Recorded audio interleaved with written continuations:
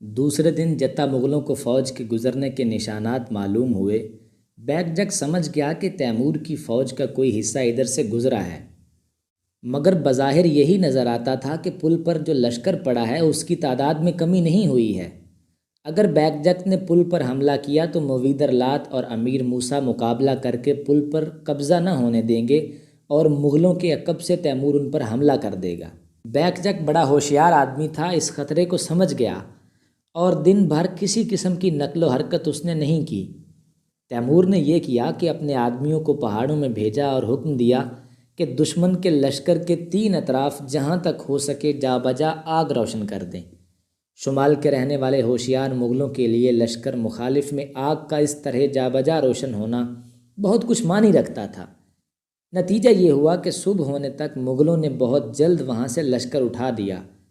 Timur نے فوراً فوج جمع کر کے بیک جک کے کوچ کرتے ہی اس کی فوج پر عقب سے حملہ کر دیا۔ مغلوں کی صفیں ٹوٹ گئیں اور وہ بھاگے۔ تیمور نے سختی سے ان کا تعاقب کیا۔ امیر حسین اس دریا والی لڑائی میں شریک نہ تھا، مگر ایک جمعیت لے کر وہ تیمور سے آ ملا اور صلاح و مشورہ دینے کی بجائے حکم دینے کو تیار ہو گیا۔ تیمور سے کہنے لگا، شکست کھائی ہوئی فوج کا تعاقب اچھی تدبیر نہیں ہے۔ تیمور نے جواب دیا، ابھی انہوں نے شکست کھائی ہی کہاں ہے۔ تیمور یہ کہتا ہوا دشمن کے تعاقب میں بدستور مصروف رہا۔ ادھر ادھر کے اہل و علوسات جو مغلوں کے خوف سے چھپ گئے تھے اب باہر نکل کر تیمور کے پاس آئے۔ تیمور نے ان کی خاطر کی، سواروں نے خوشی میں گھوڑوں کو ایڑن دوڑانا شروع کیا، عورتوں نے اپنی لمبی لمبی آستینیں ہلائیں۔ اب رات ہو گئی تھی، تیمور سویا نہیں، کیونکہ اسے ایک نیا لشکر مرتب کرنے کے لیے سردار نامزد کرنے تھے، اور ایک بڑا ضروری کام یہ تھا کہ اس سپاہ کے مختلف قبیلوں اور جرگوں میں جو نزاع مدت سے چلی آتی تھی اسے رفع کرے، اور مغلوں سے جو مال غنیمت حاصل ہوا تھا اسے درستی سے تقسیم کرے، اور جن کے وارث اس لڑائی میں مارے گئے تھے ان کے اہل و عیال کو گزارا دے اور زخمیوں کی تنخواہیں مقرر کرے۔ رات بھر گھوڑے پر سوار رسالوں کے جوانوں کو شمال کی طرف بڑھنے کی تدبیریں بتاتا رہا اور انہیں ہدایت کی کہ جہاں کہیں ان کی ضرورت ہو وہاں جلد سے جلد پہنچ جائیں۔ تیمور کا سخت و شدید تعاقب دیکھ کر مغلوں کی فوجوں نے دریائے آمو سے سیر دریا تک جس قدر ملک تھا خالی کر دیا۔ الیاس خواجہ نے شمال کے میدانوں میں اپنی فوجیں جمع کیں، مگر اسی دن الیاس کے وطن سے جو پہاڑوں سے دوسری طرف تھا 2 شخص آئے اور گھوڑوں سے اتر کر الیاس خواجہ کے سامنے اس قدر تعظیم سے آداب بجا لائے کہ گویا اب وہ ان کا خان ہے، اور عرض کیا کہ حضور کے والد تغلق تیمور خان اس عالم زندگانی سے رخصت ہو کر عالم جاویدانی میں آسودہ ہو گئے ہیں۔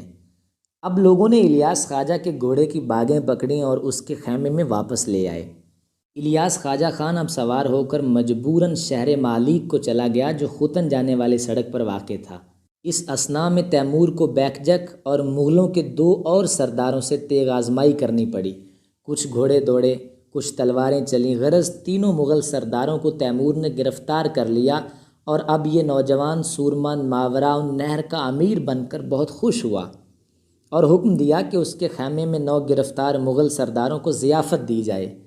ضیافت کے موقع پر مغل سرداروں کی تیمور نے تعریف کی کہ انہوں نے اپنے آقا کی خیر خواہی کی اور حق نمک ادا کیا۔ پھر کسی قدر متحیر ہو کر ان سے پوچھا کہ وہ کیا چاہتے ہیں۔ مغل سرداروں نے جواب دیا، اس کا فیصلہ کرنا تمہارا کام ہے۔ اگر تم نے ہمیں مار ڈالا تو ہمارے خون کا بدلہ لینے والے بہت پیدا ہو جائیں گے، اور اگر زندہ رہنے دیا تو بہت لوگ تمہاری وفاداری کا دم بھرنے لگیں گے۔ رہے ہم تو ہمارے لیے جینا مرنا ایک بات ہے، کیونکہ ہمیں تو موت کا انتظار ہے اس وقت سے جب سے ہم نے کمر میں تلوار لگائی اور زرہ پہنی۔ امیر حسین نے تیمور کو ہوشیار کر کے کہا کہ جب دشمن اپنے قبضے میں ہو تو اسے زندہ چھوڑنا سخت نادانی ہے، لیکن نوجوان و مظفر و منصور تیمور نے ان سرداروں کو خود لڑ کر گرفتار کیا تھا اور ان کو ضیافت دی تھی، اس لیے اس نے یہی پسند کیا کہ انہیں گھوڑے دے کر رہا کر دیا جائے۔ اس اثناء میں تیمور نے شہر سبز پر پھر قبضہ کیا، اور یہ قبضہ ایک خاص ترکیب سے کیا جو اس نے صحرا کے لوگوں سے سیکھی تھی۔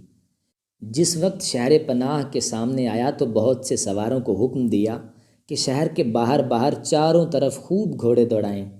ان میں بعض سواروں کو ایسا جوش آیا کہ انہوں نے درختوں سے بڑی بڑی شاخیں کاٹیں اور ان کو گھسیٹتے ہوئے گھوڑے دوڑائے۔ شاخوں اور پتوں کے اس طرح گھسیٹنے سے گرد بہت اڑنے لگی۔